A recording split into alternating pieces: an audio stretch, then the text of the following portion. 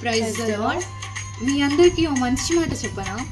యేసే అంటున్నారు, శాశ్వతమైన శోభాతిశయముగా బహుతరములకు సంతోషకరముగా ఆయన మనల్ని చేస్తాను అంటున్నారు.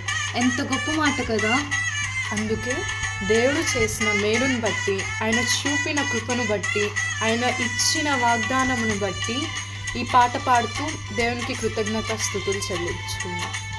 శాశ్వతమైన శోభాతిశయముగా బహుతరములకు సంతోషకరముగా నన్ను చేసిన వాగ్దాన పూర్ణుడా, నన్ను చేసిన వాగ్దాన పూర్ణుడా, యేసయ్యా నీకే ఆరాధన, యేసయ్యా నీకే ఆరాధన, యేసయ్యా నీకే ఆరాధన, యేసయ్యా నీకే ఆరాధన.